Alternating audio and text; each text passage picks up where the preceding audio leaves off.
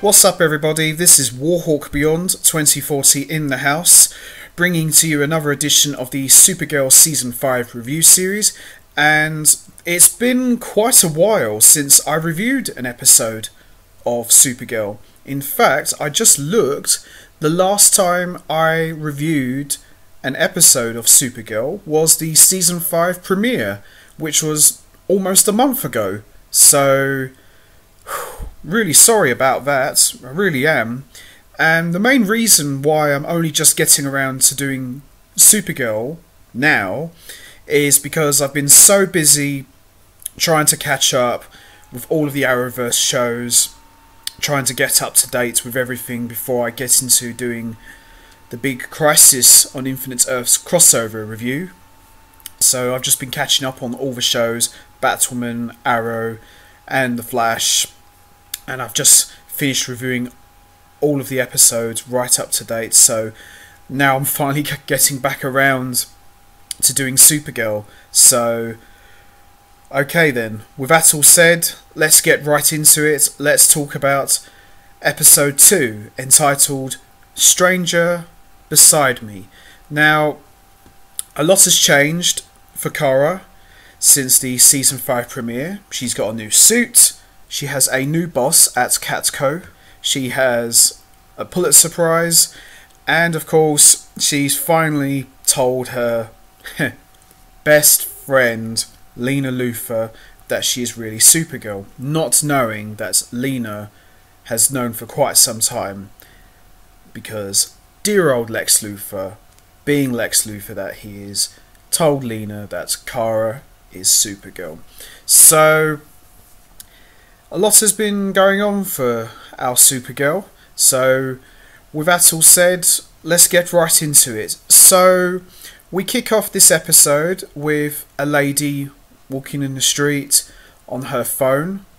Yeah, never seen that before, have we? And she's completely oblivious to what's going on around her. Yep, something I know all too well. I've seen that myself. And she walks into the street and there's lots of traffic going on, and a massive truck comes and it looks like it's going to hit her, and Supergirl comes to the rescue and stops the accident and saves everybody's life, including the one who's on her phone. Yep, wish we had more of those in real life. But anyway, and on the screen there is an ad playing for the Obsidian Tech contact lenses. So the whole premise for this season, this is all about the technology and whether it's a good thing or a bad thing. It's a cool concept, if you ask me.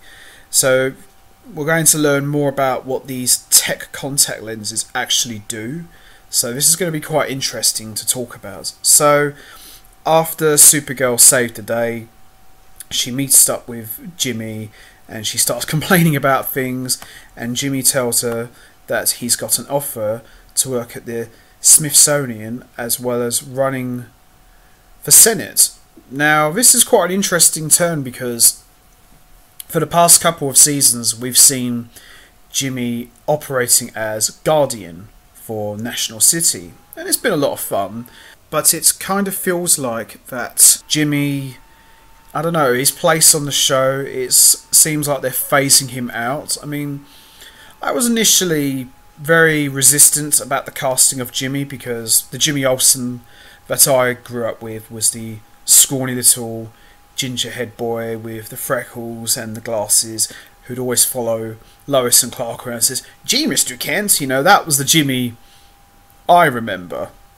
So to see Jimmy being casted as this big, tall, strapping guy was not something I was used to, but I eventually grew to like this version of Jimmy, and it looks like he's getting ready to leave the show.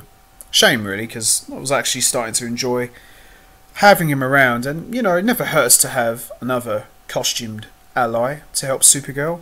So the two of them go to meet Jean and find him lying semi-unconscious on the floor, And after being checked out by Alex, Jean explains how he knows his attacker is his brother, even though he never actually knew anything about him. So Brainiac 5 reveals that in the future they may have a cure for the type of pain that Jean is feeling. So Jean and his brother have some sort of weird psychic link to each other, and that could be what's causing this terrible pain that Jean is experiencing. So Kara gets a call from Nia telling her she needs to get to work straight away, and Jean's brother reports back to a white Martian. And meanwhile, in Lena's lab, we see her planning to use something in the Obsidian tech contact lenses to change the world, specifically using the lenses to essentially reprogram people so they can do no harm. So what Lena's trying to do is, because she feels so betrayed by Kara and everybody else who's been covering for Kara, she's going out of her right way to stop people lying, and she's trying to remove the cause of what makes people do bad things. So it's a bit disturbing, if I do say so myself. We see Lena in full evil villain mode in her secret lab, and you know, I know they're trying to say that Lena may not be the main villain, but come on, you can clearly see Lena is going to be the main villain for this show. But it's quite interesting to see her developments going from the plucky best friend to full darkness. So it's been a lot of fun so far. I think for Supergirl, aside from Rain, I think I've enjoyed Lena Luthor's developments as a character since she came on board in season 2. And I mean, anyone who reads comic books, you know the history about Superman and Lex Luthor, you know Lena's going to become a villain. But it's been very interesting how they've been doing this with her. I mean, they've been teasing whether they're going to pull the trigger or not, so it's been quite interesting to see. But anyway, let's get back to business at hand. It's also revealed that the person who snatched Eve at the end of the first episode was none other than Lena. Go figure. Eve wakes up in Lena's lab, and it looks like Lena's got some evil big plans for her. Oh boy. This isn't going to end well, but it will be a lot of fun, so this should be good. Meanwhile, at the Catco meeting, everyone is given a special Obsidian tech tablet. Andrea reassigns Kara to the fashion beat. Kara suggests that they do a story about James's candidacy instead, and Andrea, being the stuck-up boss that she is, she says, "I want both by lunch." Really don't like her. Honestly don't like her. Kelly starts to work with Jean while in the lab. Eve begs Lena to let her go. Eve tries to tell Lena about Leviathan, but Lena isn't having it.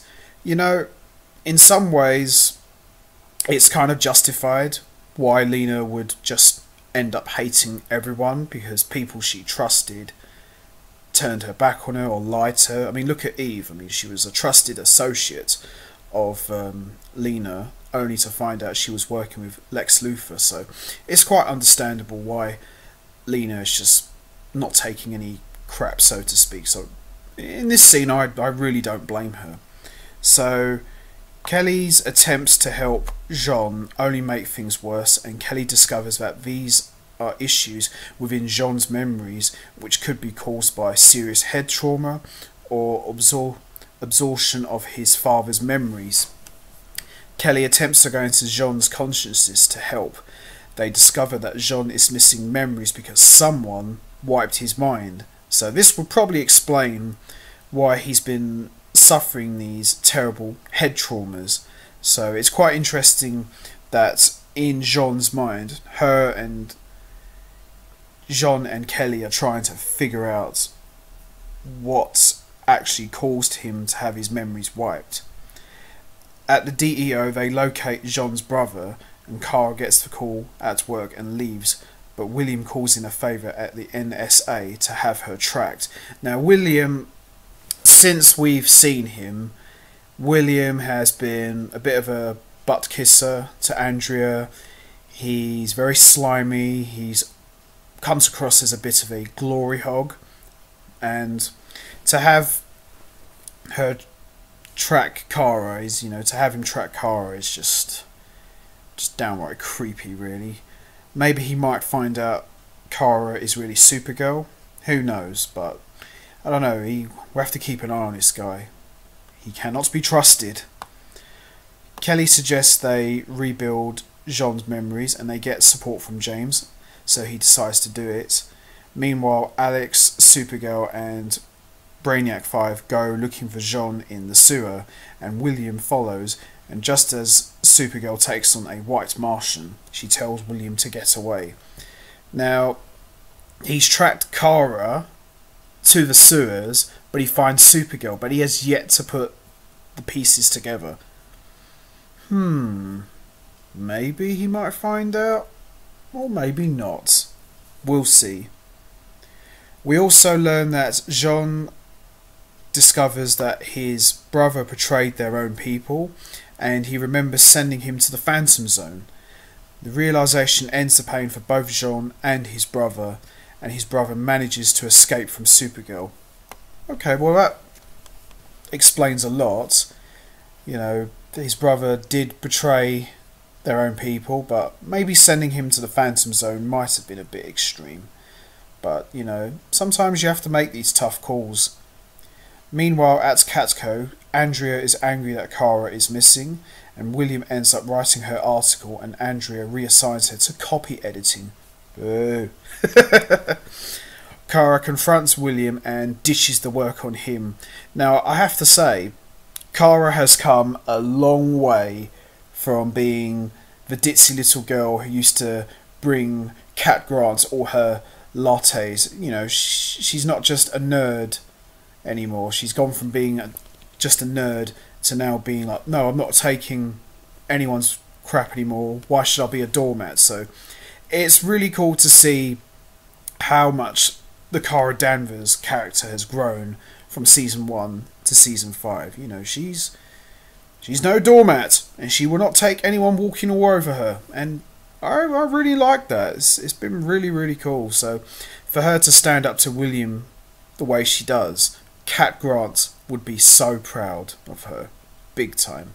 But anyway, moving swiftly on, Andrea gets into Lena's lab and reveals that she has trackers in the lens, and she accuses her of trying to steal the tech and takes away the lenses. Eve continues to try to get into Lena's good books, but Lena has already done something to her.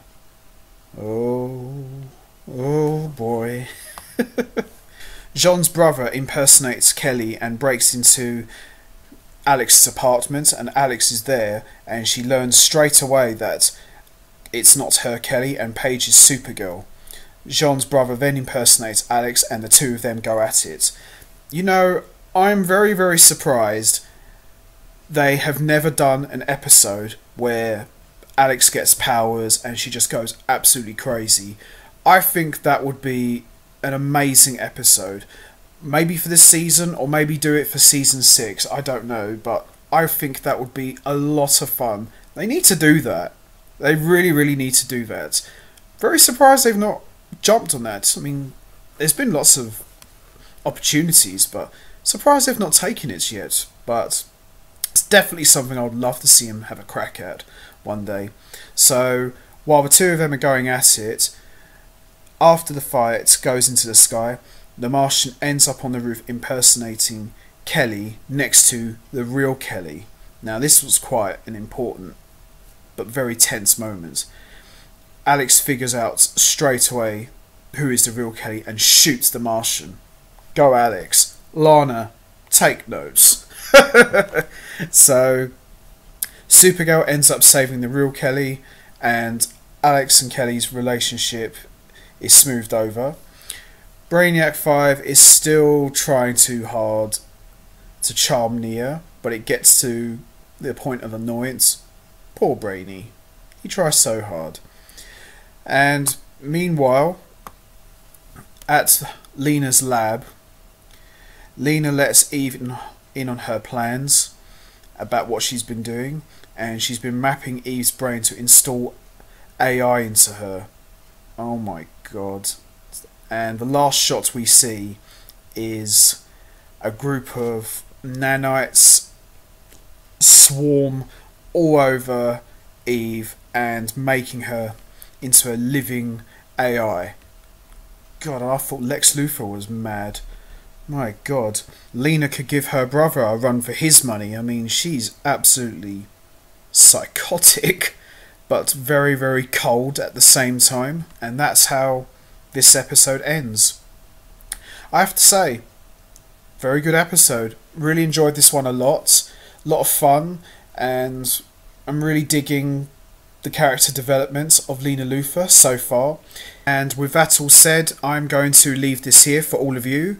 What did you think of episode 2 of Supergirl? Did you like it? Did you not like it? What's your thoughts on the character development for Lena Luthor?